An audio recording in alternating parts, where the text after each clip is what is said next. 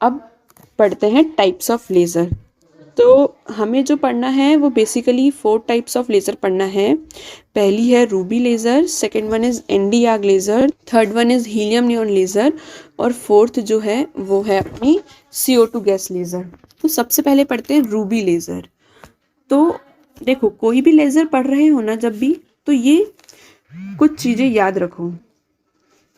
सबसे पहली तो क्या कि वो किस मटेरियल से, मतलब वो किसका एग्जाम्पल है, ये सबसे पहले देखो। उसमें एक्टिव मीडियम क्या है प्लस उसमें एक्टिव सेंटर्स क्या हैं, ये फाइंड करने की कोशिश करो। फिर उसमें जो पंपिंग मेथड यूज़ हुई है वो क्या है। उसके बाद उसमें कौन सी पंपिंग स्कीम यूज़ हुई है। पंपिंग मेथड और पंपिंग स्कीम डिफरेंस है दोनों में, है ना। कौन सी पंपिंग स्कीम यूज़ हुई है। फिर उसका आउटपुट कौन सा मिल रहा है हमें, कंटिन्यूस मिल रहा है या पल्स मिल रहा है, ये फाइंड करो। फिर उसमें उसकी जो वेवलेंथ है वो कौन सी है और किस रीजन में है, ठीक है। ये चीज़ें हमेशा फाइंड करने की कोशिश करो किसी भी लेज़र में।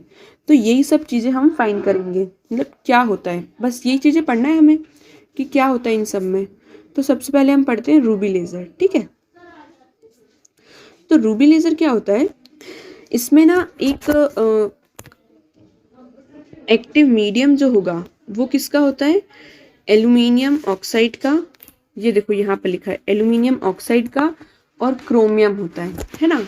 तो ये जो रूबी है ना, ये एक रॉड होती है, बेसिकली एक रॉड होती है। ये अपना वो हो गया ऑप्टिकल रेजोनेटर, जिसमें ये मिरर लगे हुए हैं। यहाँ पर ये रॉड हुई, तो ये एक्टिव मीडियम इसके अंदर रखा हुआ है, तो इसके अंदर ये इससे टकराएंगे वगैरह वगैरह, इसमें रिफ्लेक्शन होगा, इलेक्ट्रॉन्स इधर से उधर टकराएंगे, फिर हमें एक आउटपुट मिलेगा। तो ये आउटपुट हमें मिलता है, ठीक है। ये सब तो इसका परफॉर्मेंस हो गया। अब सबसे पहले कौन सा एग्जाम्पल है ये, तो ये होता है सॉलिड स्टेट का एग्जाम्पल है ये, है ना। अपन तो काम काम की बातें करते हैं भैया। ये सॉलिड स्टेट लेज़र हो गया। इसमें मिक्सचर क्या हो गया, Al2O3 और 0.5% क्रोमियम होता है। एक्टिव आयंस मतलब क्या, जिन पर पूरी लेज़र एक्शन परफॉर्म होती है वो क्या होती है, क्रोमियम 3+ होता है। अब यहाँ पे जो PM लिखा है, PM मतलब होता है क्या, पंपिंग मेथड हमने बोला था ना कि एनर्जी देना पड़ेगी, तो ये वो यहाँ पर कौन सी है, ऑप्टिकल पंपिंग के थ्रू जो एटम है वो ग्राउंड स्टेट से एक्साइटेड स्टेट में जाएगा, ठीक है। अब ऑप्टिकल पंपिंग हो गई। अब लेवल कौन सा है, तो 3 लेवल पंपिंग होती है इसमें। और जो अब 3 लेवल पंपिंग हो रही है, तो बस याद रखो कि आउटपुट हमें क्या मिलेगा, पल्स फॉर्म में मिलेगा, ठीक है ना। पल्स फॉर्म में मिल गया। और जो वेवलेंथ मिलेगी वो कितनी मिलेगी, 6943 एंगस्ट्रॉम। सभी की वेवलेंथ याद रखना, और सभी में पंपिंग स्कीम याद रखना कि किसमें कौन सी पंपिंग स्कीम होती है, किसमें एक्टिव आयन कौन सा है, मतलब एक्टिव सेंटर कौन से हैं, और वेवलेंथ क्या है, ठीक है। तो ये 3 चीज़ें बहुत इंपॉर्टेंट है। ज़्यादातर क्वेश्चंस इसी से बनते हैं कि ये वो बोल देंगे कि रूबी लेज़र में एक्टिव सेंटर क्या होता है, ऑप्शन दे देंगे, आपको टिक करना होगा। फिर वो पूछ लेंगे कि रूबी लेज़र में जो हमें वेवलेंथ मिलती है वो किस ऑर्डर की मिलती है, या फिर उसकी वेवलेंथ क्या है। तो 4 ऑप्शन दे देंगे, 6942, 6940, 6943। तो आंसर क्या है, 6943 एंगस्ट्रॉम, ठीक है। अब ये भी देखो कि ये किस रीजन में मिल रही है। तो हमें जो रूबी लेज़र मिलती है वो कौन से रीजन में मिल रही है। अब आप देखो, जो हमारा विजिबल रेंज का होता है वो क्या होता है, 400 नैनोमीटर से 700 नैनोमीटर। अगर हम इसको एंगस्ट्रॉम में कन्वर्ट करें तो ये क्या हो जाएगा, 4000 एंगस्ट्रॉम से 7000 एंगस्ट्रॉम, मतलब ये विजिबल रीजन में ही मिलेगी, है ना। तो ये हमें विजिबल रीजन में मिल जाएगी। अब हम पढ़ते हैं एनडी आग लेज़र। तो हम कंक्लूजन क्या निकाल सकते हैं, हमारी रूबी लेज़र है उसमें एक्टिव सेंटर्स, है ना। हमको ये पॉइंट्स कवर करना है बस, एक्टिव सेंटर, इस पंपिंग स्कीम क्या है, और आउटपुट, है ना। ये 3 चीज़ें तो हमने देख लिया। एक्टिव सेंटर क्या होता है, उसमें क्रोमियम 3+ आयन होते हैं। Pumping scheme 3 level pumping scheme. अब 3 लेवल पंपिंग स्कीम में तो पल्स आउटपुट होगा, और उसकी जो वेवलेंथ होती है वो होती है 6943 एंगस्ट्रॉम। अब हम पढ़ते हैं एनडी आग लेज़र। तो एनडी याग लेज़र, सबसे पहले तो इसका मतलब ही देखो, तो एनडी फॉर नियोडाइमियम, ठीक है, Y for yttrium, A for aluminium और जी फॉर गार्नेट। यहाँ स्पेलिंग थोड़ी मिस्टेक है, ये देख लेना, स्पेलिंग जो है वो है अपनी GARNET, गार्नेट, ठीक है ना। तो ये हो गया अपना गार्नेट। तो ये पूरा जो है ND plus Y plus yttrium aluminium garnet, ये पूरा मिक्सचर है ना। तो ये मिक्सचर में जो एक्टिव सेंटर है, अपना काम तो एक्टिव सेंटर है जिस पर लेज़र एक्शन परफॉर्म होगी, तो इसमें जो एक्टिव सेंटर है वो क्या है, वो है अपना ND3+ ion. ND3+ ion active centre जो है वो ND3+ आयन है, ठीक है। इसमें पंपिंग मेथड कौन सी यूज़ होती है, ऑप्टिकल पंपिंग यूज़ होती है। कौन सा लेवल है, पंपिंग स्कीम कौन सी है, 4 लेवल पंपिंग। अब 4 लेवल पंपिंग है तो इसमें क्या होगा, कंटिन्यूस आउटपुट मिलेगा, ठीक है।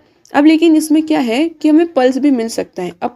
अब आप सोचोगे कि मैंने तो बोला था कि 4 लेवल पंपिंग में कंटिन्यूस आउटपुट मिलता है। तो देखो बात ये है कि फैब्रिकेशन के वक्त ना हम मॉडिफिकेशन कर सकते हैं। अगर हमें पल्स आउटपुट चाहिए ना, तो हम अपनी डिज़ायर के अकॉर्डिंग उसको ऐसा फैब्रिकेट करेंगे कि हमें पल्स आउटपुट मिले। अगर हमें कंटिन्यूस चाहिए तो हम उसको उस हिसाब से फैब्रिकेट करेंगे, ठीक है। तो ये सिर्फ 4 लेवल पंपिंग में पॉसिबल है कि हम फैब्रिकेशन के वक्त अपने अकॉर्डिंग के अनुसार उसे हम फैब्रिकेट कर सकते हैं, ठीक है। तो एनडी आग में दोनों पॉसिबल है, आपको जो चाहिए वो। अब इसमें जो हमें वेवलेंथ मिलती है वो क्या होती है, 1064 नैनोमीटर, ठीक है। और ये किस रीजन में हो गया, इंफ्रारेड। देखो अगर आपको वेवलेंथ याद है ना, तो आप रीजन आसानी से पता कर सकते हैं। कैसे पता कर सकते हैं, ये बस याद रखो कि हमारा जो विबग्योर है, विबग्योर वो कहाँ से कहाँ तक होता है, वो होता है 400 नैनोमीटर से 700 नैनोमीटर तक। अब अगर इसके बाद कोई है तो वो इंफ्रारेड में चले जाएगा और आगे आगे भी, और इधर से कोई है तो वो यूवी में जाएगा, ठीक है ना। बस, तो अगर आपको वेवलेंथ याद है तो आप रीज़न तो अपने आप ही फाइंड कर सकते हैं, ठीक है। तो ये हो गया। तो क्या हमें ये तीनों पॉइंट्स मिले, हाँ हमें मिले। एक्टिव सेंटर हमें मिला नियोबियम नियोडाइमियम के 3 आयंस, पंपिंग स्कीम जो है वो 4 लेवल। अब हमें यहाँ पर पल्स भी मिल सकता है, कंटिन्यूस भी मिल सकता है, ये हमने देखा क्यों। और वेवलेंथ जो मिलेगी वो मिलेगी 1064 नैनोमीटर, और इसका रीज़न जो होगा वो इंफ्रारेड होगा, ठीक है। अब हम आगे बढ़ते हैं नेक्स्ट लेज़र पर। अब आई है हीलियम नियॉन लेज़र। ये देखो भैया, हीलियम नियॉन लेज़र नाम से ही क्लियर हो रहा है कि ये 2 गैस है इसमें, मतलब कि ये किसका एग्जाम्पल हो गया, गैस लेज़र का। और है CO2 लेज़र, तो ये भी किसका एग्जाम्पल हो गया, गैस, मतलब कि ये दोनों किसका एग्जाम्पल है, गैस लेज़र का एग्जाम्पल। इसके पहले जो हमने देखा था वो किसके एग्जाम्पल थे, सॉलिड के एग्जाम्पल थे, ठीक है। तो ये हो गया गैस लेज़र। अब पहले हम पढ़ते हैं हीलियम नियॉन लेज़र। तो पहले मेरे को ये बताओ कि हीलियम और नियॉन इन दोनों में क्या सिमिलैरिटी है। तो इनमें ये सिमिलैरिटी है कि ये दोनों इनर्ट गैस हैं, है ना। अब कोई पूछे कि इसमें डिफरेंस क्या है इन दोनों में, मतलब हीलियम नियॉन दोनों ही तो इनर्ट गैस है, डिफरेंस क्या है इनमें। तो डिफरेंस ये है, उनकी वैलेंसी में डिफरेंस है ना। हीलियम में 2 इलेक्ट्रॉन है और जो वहीं पे नियॉन है उसमें 10 इलेक्ट्रॉन है। तो इनकी वैलेंसी में डिफरेंस है, इसलिए ये दोनों अलग अलग हैं, है ना। अब इनका जो मिक्सचर होता है, हम बोलते हैं ना एक्टिव मिक्सचर, तो एक्टिव मिक्सचर का जो रेशियो होता है वो क्या होता है, 10:1। मतलब कि अगर मान लो नियॉन का 1 एटम प्रेजेंट है तो हीलियम के 10 एटम प्रेजेंट होंगे, ऐसा, ठीक है। तो ये हो गया एक्टिव मिक्सचर। अब भैया बात तो वही आई, हमको तो हमारे 3 पॉइंट ढूंढना है, क्या क्या, एक्टिव सेंटर, पंपिंग स्कीम और आउटपुट। तो एक्टिव सेंटर इसमें क्या होगा, तो एक्टिव सेंटर इसमें होता है नियॉन्स के आयन, है ना, नियॉन एटम, ये होते हैं अपने एक्टिव सेंटर। फिर पंपिंग स्कीम क्या होती है, इसमें पंपिंग स्कीम होती है यहाँ पर इलेक्ट्रिक डिस्चार्ज आएगा, ओके, यहाँ पर इलेक्ट्रिक डिस्चार्ज आएगा। ये बाय मिस्टेक हो गया है, आप लोग सही कर लेना इसको। यहाँ ऑप्टिकल पंपिंग नहीं है, यह इलेक्ट्रिक डिस्चार्ज के थ्रू होता है। और इसमें क्या होता है, 4 लेवल पंपिंग होती है। अब मान लो 4 लेवल है तो भैया वो तो किसी किसी केस में होता है कि हमें पल्स भी मिलता है, लेकिन जनरली तो हमें कंटिन्यूस आउटपुट मिलता है ना। तो 4 लेवल पंपिंग मतलब कि कंटिन्यूस आउटपुट। और इसका हमें वेवलेंथ किस में मिलेगा, 6328 एंगस्ट्रॉम, है ना। हमें जो उसमें मिला था रूबी लेज़र में वो था 69 वाला, है ना, और इसमें जो है वो कितना है, 6328 एंगस्ट्रॉम। तो अब ये आप देखो किस में आ रहा है ना। तो हमने बोला था कि 700 से 400 नैनोमीटर तक होता है, तो ये इसी के रेंज में आ रहा है, देखो मतलब ये विजिबल रेंज में आ रहा है। अब विजिबल रेंज में आ गया, अब आप फिर कलर फाइंड कर लो कि किसके अप्रॉक्स होगा। तो ये जो रेड और आर और जी है, आर फॉर रेड और जी फॉर ग्रीन, तो ये जनरली रेड और ग्रीन कलर में मिलता है। अब हीलियम नियॉन लेज़र थोड़ा इंपॉर्टेंट है, तो इसकी हम वर्किंग देख लेते हैं कि ये कैसे काम करता है, ठीक है। इसकी वर्किंग देखते हैं। हमने बोला 4 लेवल पंपिंग। अब 2 एटम्स प्रेजेंट होंगे, है ना, एक तो हीलियम का है, ये हो गया अपना हीलियम, और ये है नियॉन। देखो अपना एक्टिव सेंटर क्या है, नियॉन, तो इसमें होगा 4 लेवल पंपिंग। हीलियम में नहीं होगा, हीलियम में तो 2 ही है, नियॉन में होगा 4 लेवल पंपिंग। तो क्या होगा, जो हीलियम के एटम्स होंगे ये कहाँ जाएंगे, ऊपर, किसके थ्रू, इलेक्ट्रिक डिस्चार्ज के थ्रू, है ना। तो यहाँ वाले जो है इनकी एनर्जी ऑलमोस्ट इक्वल होती है इस नियॉन के एक्साइटेड स्टेट के। तो ये अपनी एनर्जी को ट्रांसफ़र कर देते हैं नियॉन के एक्साइटेड स्टेट वालों एटम को।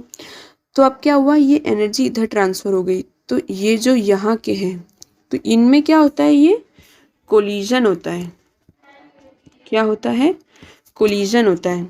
तो इनके बीच में कोलिजन हुआ, तो एनर्जी जो है वो ट्रांसफ़र हो गई। और कोलिजन कौन सा, परफेक्टली इलास्टिक, जिसमें कि एनर्जी पूरी की पूरी इसमें ट्रांसफ़र हो गई। अब एनर्जी इसमें ट्रांसफ़र हो गई, तो जो हीलियम के इलेक्ट्रॉन्स वगैरह हैं वो यहाँ से वापस नीचे नहीं आएंगे, क्योंकि उनकी एनर्जी तो ट्रांसफ़र कर दी उनने, किसको, नियॉन के एटम्स को, है ना।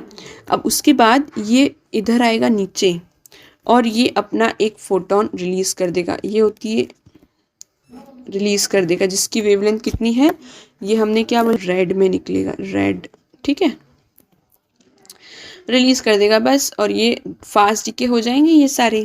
तो बस मेन इंपॉर्टेंट पॉइंट ये था इसमें कि हीलियम के जो एटम्स थे वो ऊपर जाएंगे। देखो मैं अच्छे से बताती हूँ एक बार। देखो ये क्या था, ये अपना हीलियम हो गया, ये नियॉन्स के थे, ठीक है। तो जो ये हीलियम है और ये नियॉन, तो जो हीलियम के एटम थे वो ऊपर जाएंगे। इनकी एनर्जी इक्वल होने की वजह से इनके बीच में कोलिजन होगा। कोलिजन्स के थ्रू ये जो एटम्स है हीलियम के, वो अपनी एनर्जी पूरी ट्रांसफ़र कर देंगे नियॉन के एटम्स को, इसीलिए वो वापस ग्राउंड स्टेट में नहीं आएंगे। और ये जो है फिर इनमें पहले तो ये नीचे आएंगे, फिर उसके बाद यहाँ से फोटोन निकलेगा, और फिर फास्ट डीके से ये अपने ग्राउंड स्टेट में आ जाएंगे, और ये प्रोसेस चलती रहेगी, ठीक है।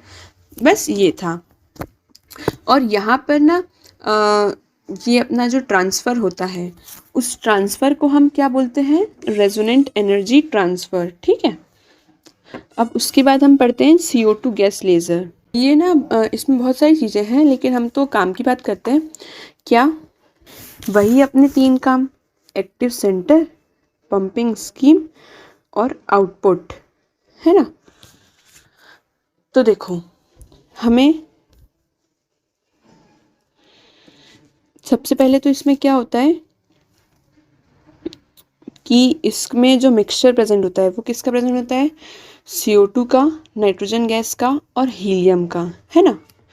तो इनका रेशो क्या होता है, CO2 इस टू नाइट्रोजन इस टू हीलियम, ये 1:2:3। ये तो आप समझ गए हो कि कैसे हम बोलना चाह रहे हैं कि अगर 3 एटम हीलियम के हैं तो 2 एटम नाइट्रोजन के होंगे और 1 मॉलिक्यूल CO2 का होगा, ठीक है। ये होता है मिक्सचर का।